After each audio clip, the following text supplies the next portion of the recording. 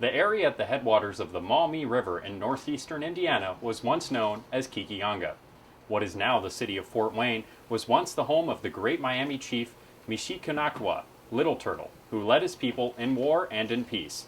July 14th of 1812, Little Turtle died and was buried with military honors on the farm of his son-in-law, Captain William Wells. Wells would die just over a month later at the Battle of Fort Dearborn, August 15th of 1812. Parties escaping the battle hastened to Fort Wayne with the news of an impending attack. The women and children were evacuated to the safety of Piqua, Ohio, and preparations were made for the coming storm. I'm Quartermaster Sergeant Corey Balkenbush, a volunteer here at Historic Fort Wayne in Fort Wayne, Indiana.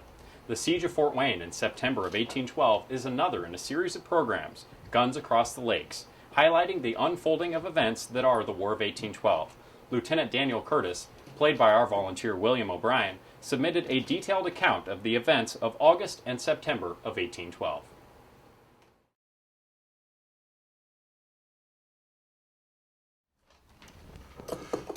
On the 28th, Mr. Johnson, attempting to go through the Piqua, Ohio, was shot and killed.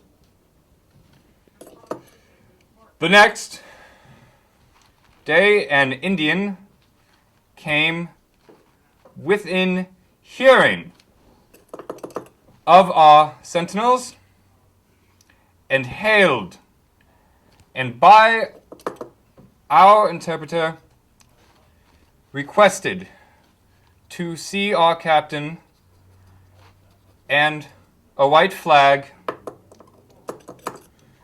that some of the chiefs might come and speak with him.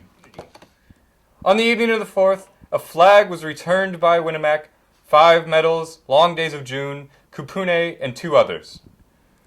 When asked if they had intended to remain at peace or to declare themselves in an open state of warfare, Winnemac, being the principal chief among them, observed, "I don't know what to tell you other than Mackinac is taken, Detroit is in the hands of the British, and you are expected to fall probably within the next few days." At about 8 p.m., a general shout was heard from the Indians, succeeded by a small fire in arms of every direction. The enemy had not time to fire a second time before we opened 2 broadsides upon them at the same time. We exchanged a shot when discovered of the flash of their guns. Mr. Ostrander, having charge of the block rooms above, as soon as the enemy had collected in a body, sent a few shells among them, which caused them to soon disperse. As we have heard of old, caution is the mother of safety.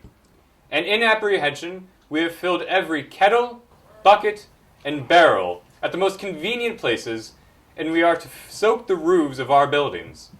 The siege continued from the morning of the 5th to the morning of the 10th, without cessation. The fears and troubles of our worthy commander continually drowned in the excessive use of ardent spirits.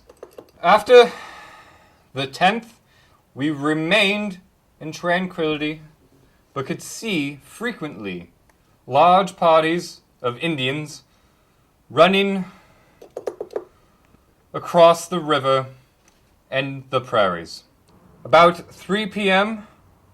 on the 12th, to our great joy, we beheld the approach of an army of about 3,000 men, commanded by General Harrison. And so ended the siege of Fort Wayne. Subsequently, an inquiry was held which exonerated both Lieutenants Daniel Curtis and Philip Ostrander for their successful prosecution of the Siege of Fort Wayne in September of 1812. The successful defense of Fort Wayne halted the string of British and Native American victories on the frontier. In October, General Harrison marched north to meet General Winchester, and together the 2 armies would advance at Fort Malden.